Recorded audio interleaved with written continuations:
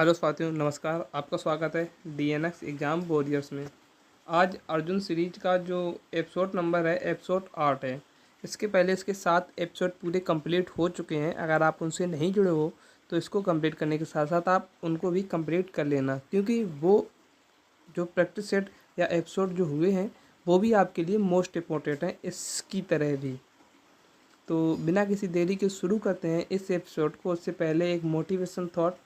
जब किसी ने कहा था हुनर नहीं है तुम में, जब किसी ने कहा था हुनर नहीं है तुम में, अब गैरों से कहलवा दिया कि होनहार हो तुम इतनी गैर जिम्मेदार से दिल तोड़ा, तुमने इतनी गैर जिम्मेदारी से दिल तोड़ा कि अब मेरी कामयाबी की जिम्मेदार हो तुम। तो बिना किसी देरी के शुरू करते हैं। आज क्लास का पहला क्वेश्चन है कि वैदिक काल में जो नदी थी बितस्ता, वो किसे कहा जाता था? तो वर्तमान में जो वैदिक काल में बितस्ता थी वो वर्तमान में किस नाम से जानी जाती है? तो झेलम के नाम से जानी जाती है, झेलम नदी। और झेलम किसकी सहायक नदी है? तो सिंधु की सहायक नदी है। आगे देखते हैं। चेनाब को क्या अस्कनी कहा जाता था? बिल्कुल सही बात। रावी को परसुणी कहा जाता था, व्यास को बिपाशा कहा जाता था। अब हम आगे देखते हैं चिनाब। चिनाब को जो चिनाब नदी है वो सिंधु की सबसे लंबी सहायक नदी है, और चिनाब पर ही दुलहस्ती, बगलीहार, सलाल और रैटन बांध चिनाब नदी पर हैं। ये बांध अगर बात की जाए, दुलहस्ती परियोजना, बगलीहार परियोजना, सलाल परियोजना मोस्ट इम्पोर्टेंट है ये परियोजना आपके लिए। और एक किस नदी पर है? तो चेनाब नदी पर। झेलम नदी पर आप तुलबुल परियोजना कभी मत भूलना। आपने बहुत बार सुना होगा, बहुत बार एग्जाम में पूछा गया कि तुलबुल परियोजना किस नदी पर है? तो झेलम नदी पर। उरी परियोजना भी झेलम नदी पर है। आगे देखते हैं ब्यास जो है, ब्यास नदी पर कौन सा? तो पोंग बांध किस नदी पर है? ब्यास नदी पर है। आगे देखते हैं भारतीय संविधान का कौन सा भाग आपातकाल? यहाँ पूछा जा रहा है आपसे आपातकाल का जो कौन से भाग से आपातकाल संबंधित है? तो भाग 18 में आपातकाल के बारे में बताया गया है। आगे देखते हैं भाग 17 किसके राजभाषा के बारे में बताता है? संविधान में राजभाषा के बारे में बताता है भाग 17, आर्टिकल 343 से 351 के तक। आर्टिकल भाग 20 क्या बताता है? संविधान संशोधन किसमें? आर्टिकल 368 में।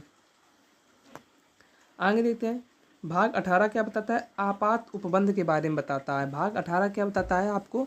आपात उपबंध के बारे में बताता है।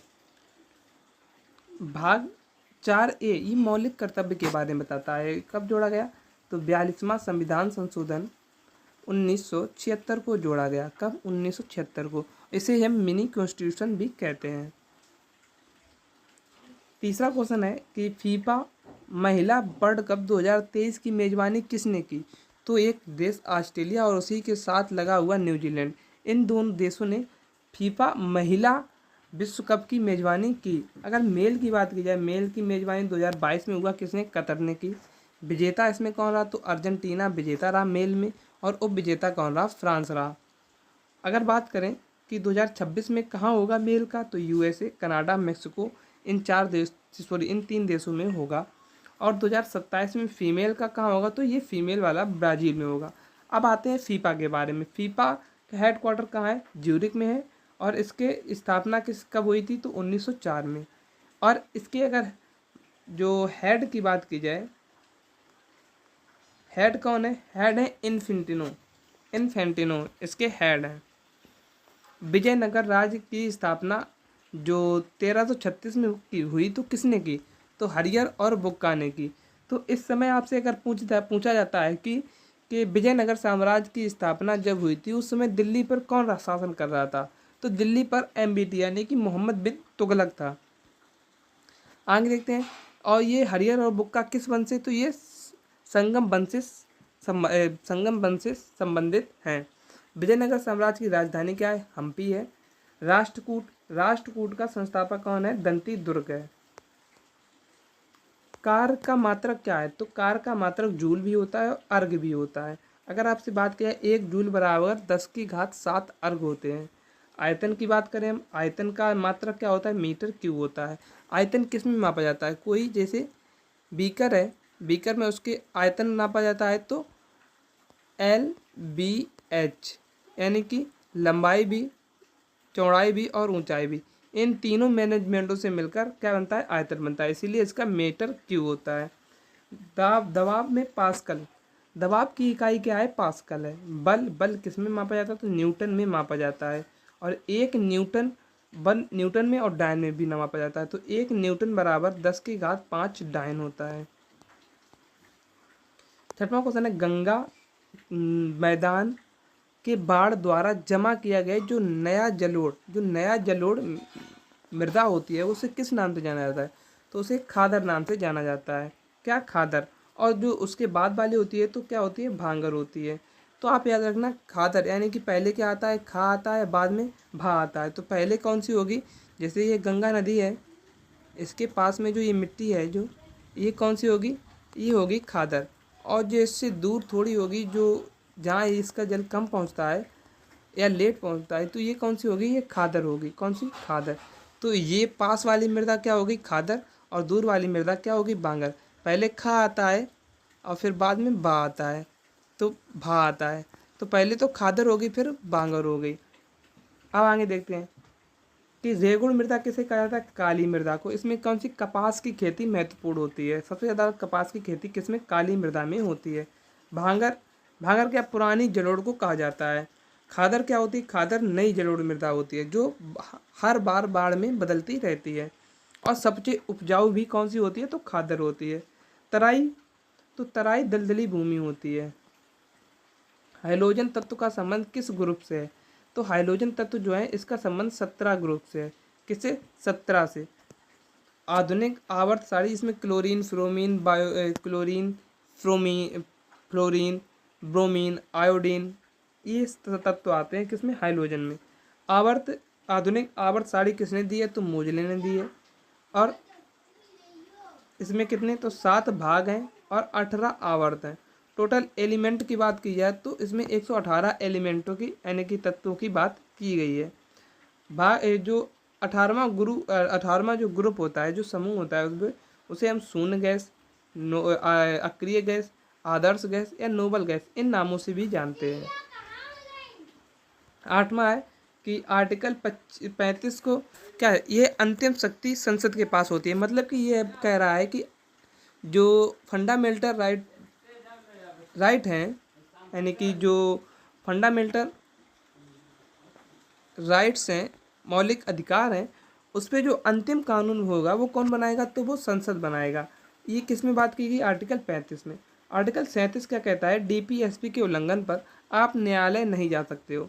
मतलब ये है कि डीपीएसपी जो राज्य के नीति निर्देशक तत्व हैं वो आपकी सुविधा के लिए हैं, लेकिन आप उनको लेकर न्यायालय नहीं जा सकते हो। आर्टिकल 38 क्या कहता है, लोक कल्याणकारी राज्य की स्थापना। राज्य का ये कर्तव्य होगा कि वह अपने राज्य को लोक कल्याणकारी राज्य बनाए। ये आर्टिकल किसमें, आर्टिकल 38 में बताया गया है। आर्टिकल 33 का कहता है, फंडामेंटल राइट को संसद समिति कर सकती है। फंडामेंटल जो राइट्स होते हैं, हमारे मौलिक अधिकार होते हैं, उसको कौन, तो संसद जो है, संसद सीमित कर सकती है। क्या कर सकती है, सीमित, उन पर रोक लगा सकती है, प्रतिबंध कर सकती है। कुछ फंडामेंटल्स की, जैसे आपातकाल के संबंध में हमारे कुछ फंडामेंटल राइट्स जो होते हैं वो ख़त्म कर दिए जाते हैं। तो इसलिए 33 में बताया गया है कि संसद जो होती है वो आपकी फंडामेंटल राइट्स को ख़त्म कर सकती है, या रोक सकती है, या सीमित कर सकती है। 9वां क्वेश्चन है, किस कर का भुगतान करने का दायित्व वास्तविक भार 2 अलग अलग व्यक्तियों पर होता है। मतलब कि ये है, जैसे कि कोई एक ऐसी मान लो कि ठंडा की बोतल है, जैसे ड्यू मान लिया हमने, ड्यू की बोतल ली हमने, तो जो मार्केटिंग की वो अलग व्यक्ति है और जिसने बेचा वो अलग व्यक्ति है। यानी कि जो हमने खरीदा है वो अलग व्यक्ति है, सेलर अलग होता है, और जो विक्रेता, मेन विक्रेता है, वो अलग होता है। तो जीएसटी किससे लगता है, इससे लगता है, लेकिन वास्तविक भार उस पर नहीं आता है, अलग व्यक्ति पर आता है। तो इसे हम क्या, वस्तु और जीएसटी कर, यानी कि जीएसटी वस्तु एवं सेवा कर कहते हैं इसी को। राइबोसोम की खोज किसने की, तो जॉर्ज ई पेलोडे ने की। किसने, जॉर्ज ई पेलोडे ने। राइबोसोम प्रोटीन की फैक्ट्री होती है। राइबोसोम प्रोटीन का उत्पादन करता है। ये 2 प्रकार का होता है, एक 70S और एक 80S। जो 70S होता है उसे प्रोकैरियोटिक कहते हैं, और जो ATS होता है ये यूकैरियोटिक कहते हैं।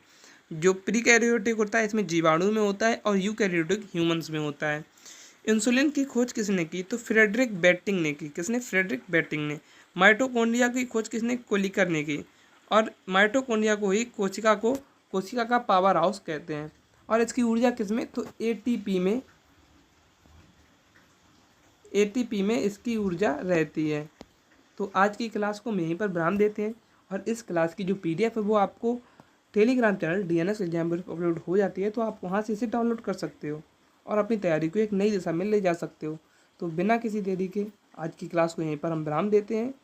मिलते हैं कल एक नई वीडियो में, नई क्लास में। तब तक के लिए जय हिंद, जय भारत।